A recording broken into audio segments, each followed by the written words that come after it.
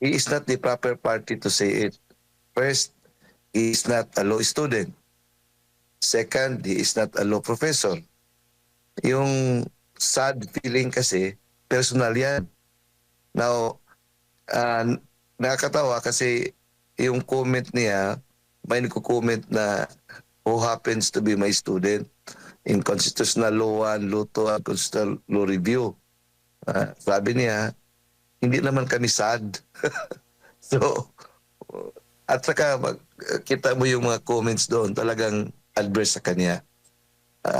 Hindi naman pwede yung ganon kasi kung i-insist yung theory niya, siya din pwede rin ma-accuse ng legislative overreach. Yes, I am one of the petitioners and my daughter is one of the lawyers. Opo, reaction po ninyo. Ngayon na pinaboran po ng Korte Suprema itong ang panig po ng depensa patungkol nga po dito sa impeachment complaint laban po kay Vice President Sara Duterte.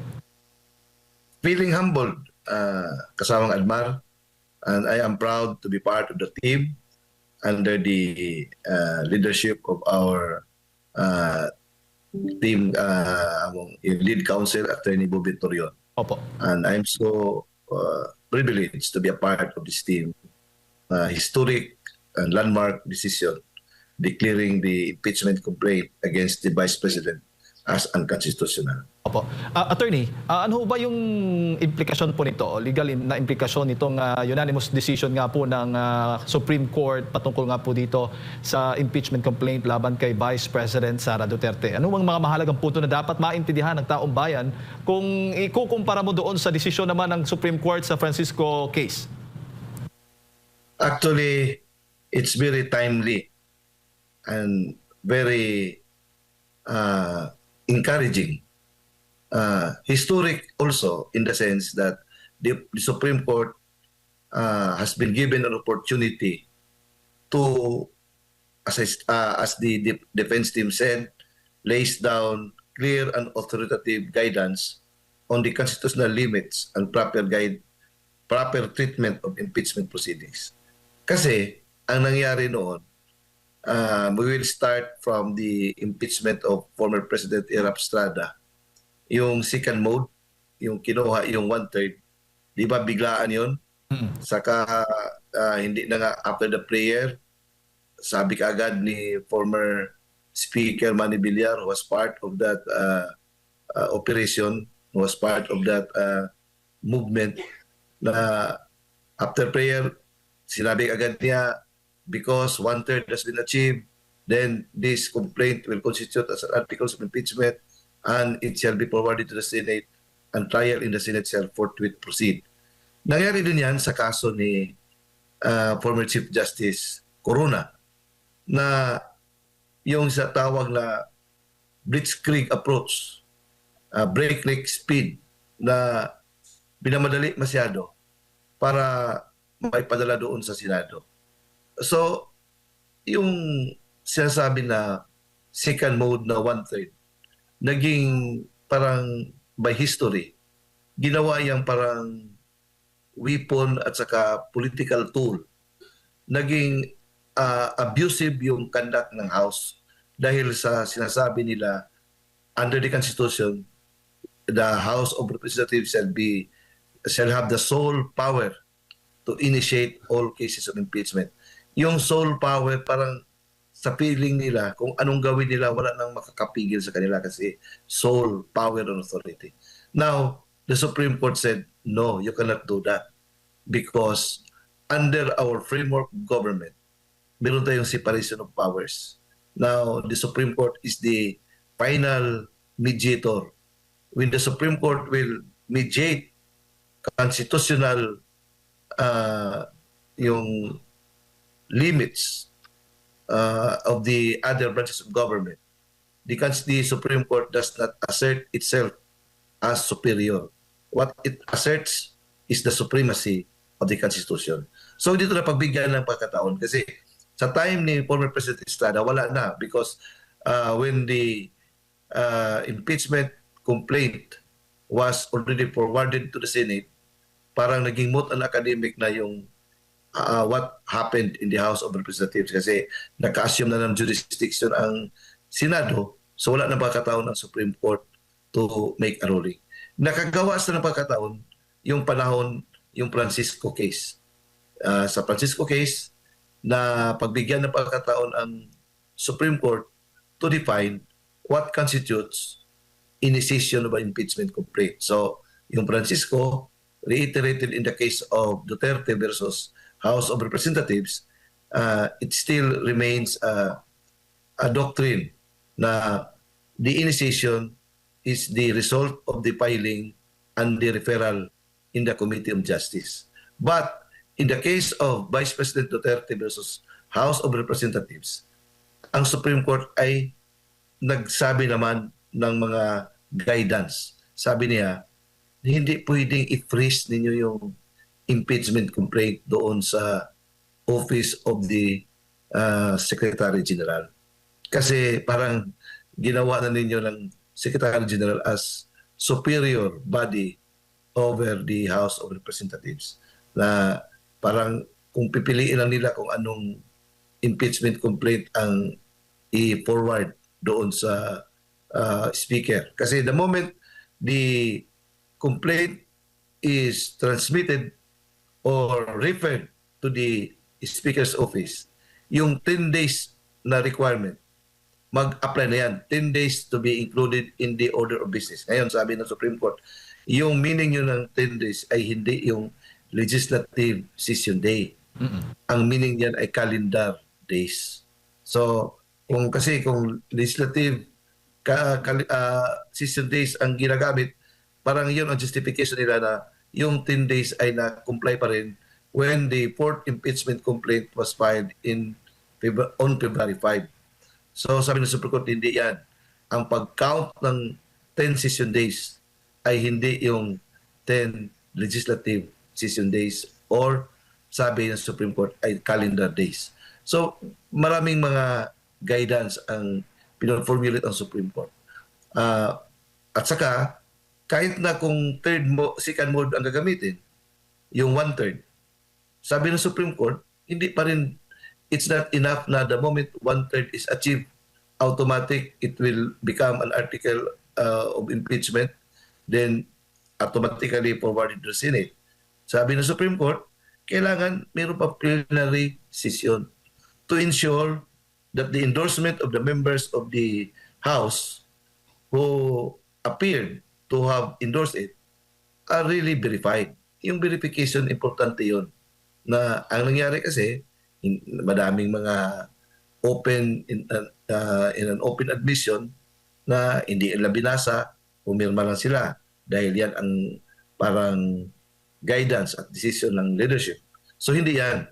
Sabi ng Supreme Court, in this case of Duterte versus House of Representatives, kailangan kahit na second mode ang gamitin natin, idaan pa rin sa plenary to ensure that the endorsement of the members of the House are verified. And number 2, to confirm that the evidence supporting the grounds in the complaint exist and that every member of the House has been given a copy of the complaint and the evidence supporting it. Malaking implication ito kasi ang ginagawa sa mga previous na impeachment complaints, walang ebidensya. Saka na maghanap ng ebidensya doon sa Senado using the subpoena power of the Senate.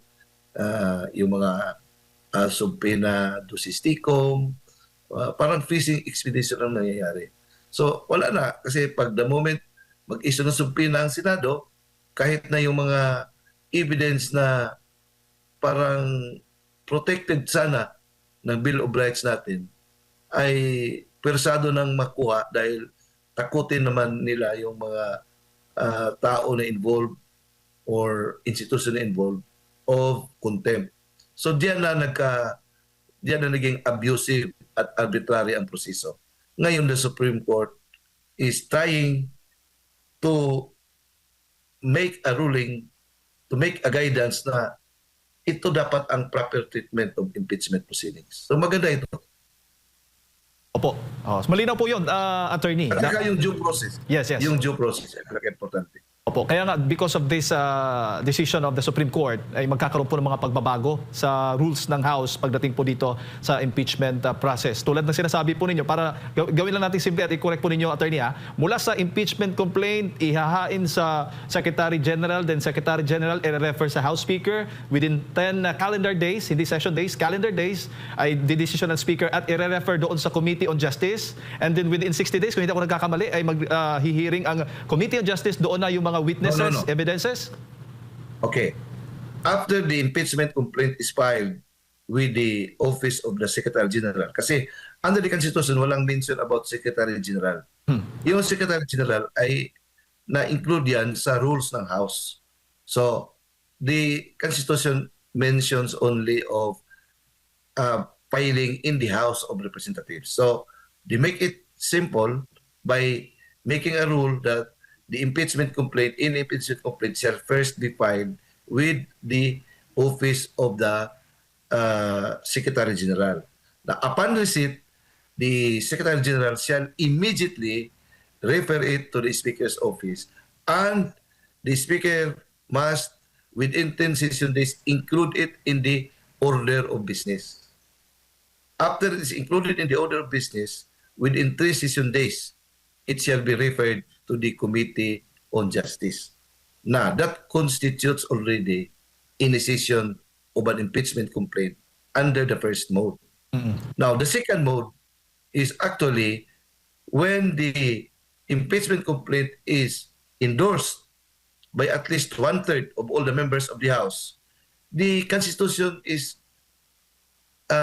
very silent as to simple. The Constitution simply states that when the impeachment complaint is filed by at least 1/3 of all the members of the House, that complaint shall become the articles of impeachment, and trial in the Senate shall forthwith proceed.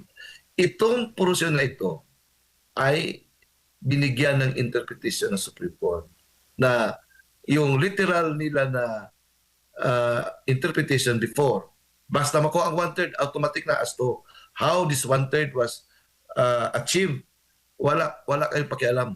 Kasi it is within our sole power to initiate all impeachment proceedings. This time the Supreme Court said, no, you cannot do that.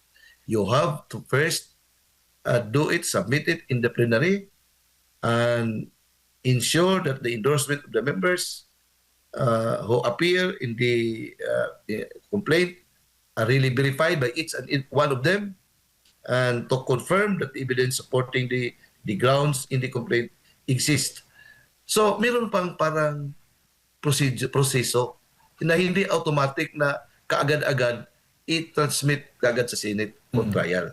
So, meron pa lang parang session o parang proceeding doon sa House. Under this ruling, yan ang dapat gawin nila. Oo. So I don't know how they have to abide by it, because that is what the Supreme Court said. Opo. So ang particular na yung sa proceeding para magsimula ay yung Committee on Justice ba o the plenary mismo, attorney? Yung Committee on Justice, mag-apply yan under the first mode. Ayun. Yung first mode, hindi nagsabi na 1/3. So kahit isa, dalawa lang ang nag-file ng impeachment complaint, first, kahit one congressman mag-file ng impeachment complaint under the rules of the House, that impeachment complaint must be filed with the Office of the Secretary General, and then upon receipt, the Office of the Sixth Gen will refer that to shall immediately refer it to the Speaker's office. Upon referral of the Speaker's office, wala na silang magawa kasi under the Constitution, within 10 session days, the office of the Speaker shall transmit it shall include it in the order of business. Then, after including the order of business, they can't stop it anymore. Within 3 session days, shall be referred to the committee. Ang nangyari kasi sa impeachment noon, kaya nga parang pina-freeze nila doon sa office of the SecGen, yung first 3 impeachment complaints. Kasi to my mind, didn't like the idea that it will be done under the first mode. Kasi sa first mode kasi, meron pang parang proceedings doon sa Committee on Justice. And the Committee on Justice is given 60 session days within which to deliberate and submit a report whether the impeachment complaint is sufficient in form and in substance. They cannot wait for that period. Maybe because they don't have the evidence and the Vice President will be given a forum to para ipamuka sa kanila to show right in their own faces na yung mga sinasabi ninyo na mga confidential ay properly used and properly used. Ngayon nila ayaw lang ganyan eh. Kaya nga ang ginawa nila freeze, kaya freeze nila. Hindi pinagalaw. The Supreme Court said, hindi pwede yan. Walang power ang office the SecGen to hold the impeachment complaint na parang on their own whims and caprices, saka lang nila i-forward doon sa Speaker's office. Kasi they waited for the complaint that will be signed by at least 1/3 para hindi na dadaan sa Committee on Justice, doon na lang ipasa sa Senado. Kasi sa Senado wala na, parang pintakasi na doon. Yun ang gusto nila na objective. Ang problema lang, hindi tinanggap ng Senado under the leadership of Chis Escudero. So kaya nga, nagkakaroon ng window yung Supreme Court to make a study as to whether the process made by the House is in accordance with the Constitution. And it was found out that what they did was abusive and arbitrary. Opo. Yun ang para nabigyan ng pagkataon ng Supreme Court to say in their own faces, right in their own faces, what you did is abusive and arbitrary. Opo. Correct naman. Attorney, bago ko lang ipasok kay Part Admar, so generally nakikita po natin na yung decision po ng Supreme Court ay bate po sa technical failure, no? Technicalities ng procedure po ng House of Representatives at hindi po doon sa merits po ng complaints o ng reklamo laban po kay Vice President Sara Duterte. Ang tanong ngayon, pwede po bang mag-refile ulit ng impeachment complaint at with using the same grounds po laban po sa Vice President Sara Duterte at kung hindi ako nagkakamali, yan po ba yung mangyayari on February 6? Well, kanila yan. Ang problema, whether it can generate support or not. Paano yan ibenta? Atin-atin to, hindi na ito constitutional discussion.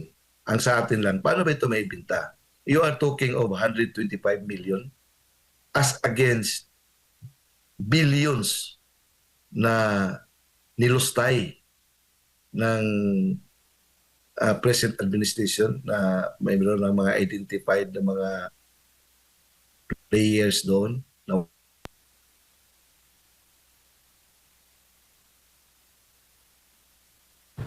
Yes po, Attorney. Attorney. Kasi maliit ano. Opo. Ang point dito ay kung tama si Toby Tiangco, paano pa meron ba silang moral ascendancy to pass judgment? Opo.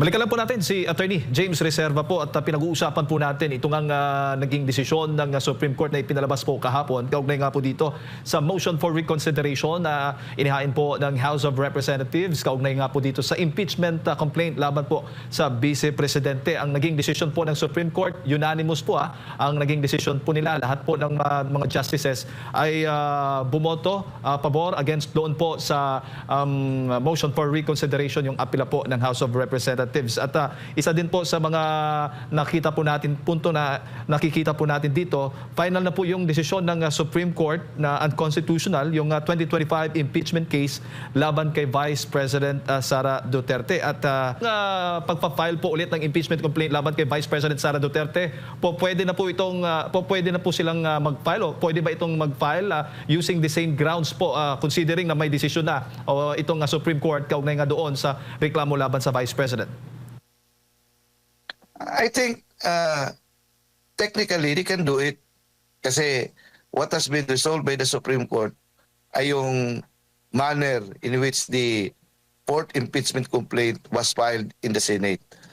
Pero meron pa rin question dyan kasi na-archive man yan. Anyway, that's another matter to be stressed out by the legal team kung baka pwede ma-question yan. But in any event, they have, because under the Constitution, yung 1-year bar, lagpas na. So they can file, maybe they can file it. If they will file it, I think that would be accepted by the House. Ang tanong lang ngayon, I have to follow Congressman Toby Tiangco's thinking.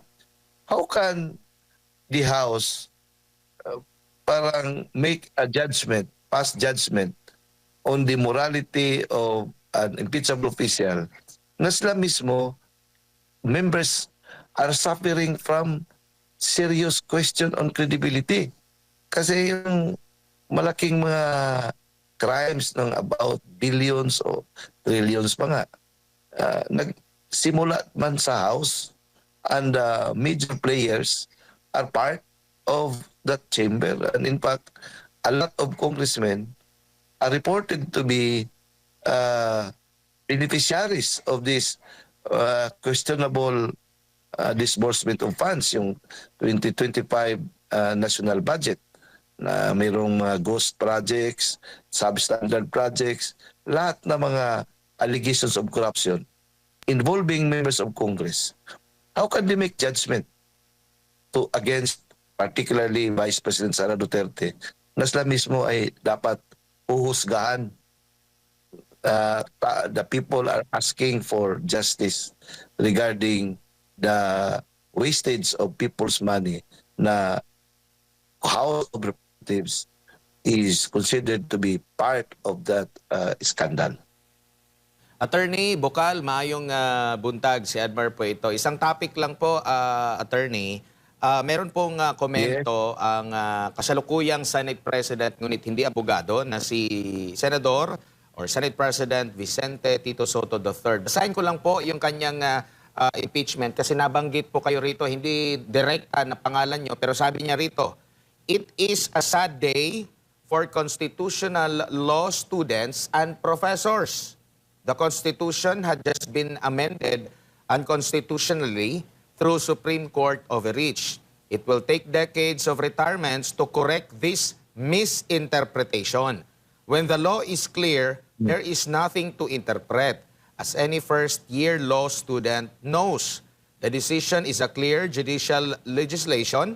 The SC, as written in their decision, admitted of introducing a rule for Congress to follow in the conduct of impeachment, a clear encroachment on the power of the legislative branch as provided for by the Constitution.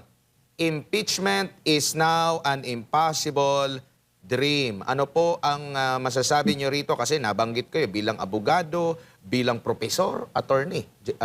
Reserve, sir. Okay, kaya nga we have to be magnanimous in victory. Pero parang he is not the proper party to say it. First, he is not a law student. Second, he is not a law professor. Yung sad feeling kasi, personal yan. Now, nakakatawa kasi yung comment niya, may nagko-comment na who happens to be my student in Constitutional Law 1, Law 2, and Constitutional Law Review. Sabi niya, hindi naman kami sad. So, at saka kita mo yung mga comments doon, talagang adverse sa kanya. Hindi naman pwede yung ganon kasi kung i-insist yung theory niya, siya din pwede rin ma-accuse ng legislative overreach.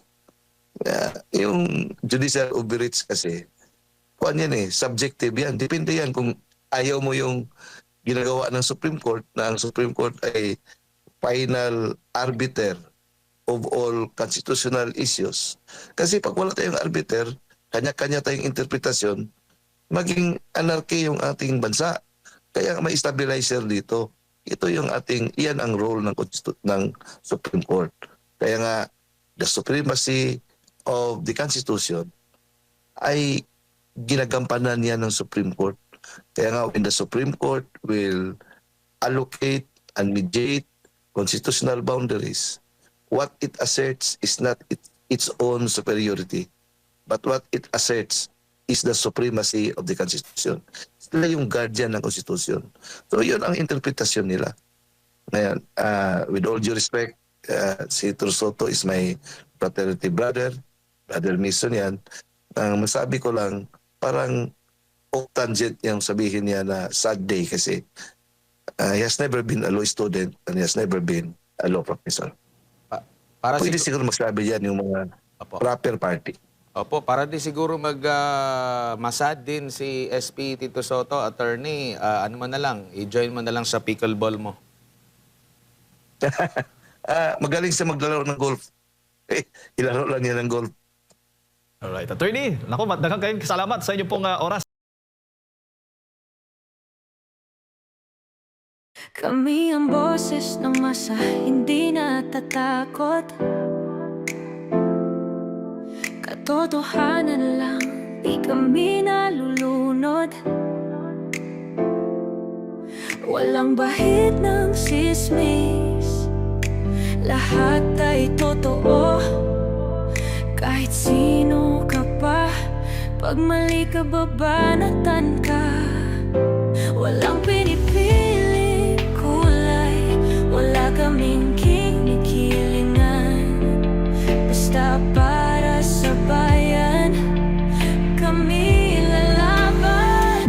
Pagdama palakpakan, pag mali banatan. Di matitinag, di matatakot, para sa bayan tuloy ang sigaw. Sa harap ng kamera, walang halong takot. Mga baluktot, lahat kayo'y tutumba. Ang hustisya at totoo, yun lang ang mahalaga. Kahit sinong harang, di kami matitinag.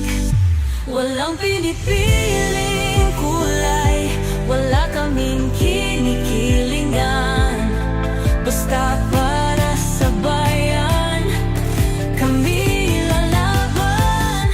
Pag tama palakpakan, pag mali banatan. Di matitinag, di matatakot, para sa bayan tuloy ang sigaw. Kung nasa tama ka, ikaw ay aming kasama. Pero pag mali ka, handa ka na bang mabasag? Banateros kami, walang inuuran. Dahil bayan muna, bago ang sarili.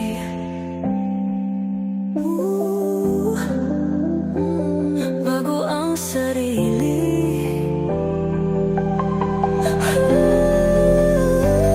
Pag tama palakpakan, pag mali banatan. Banateros ang sigaw, katotohanan ang laban.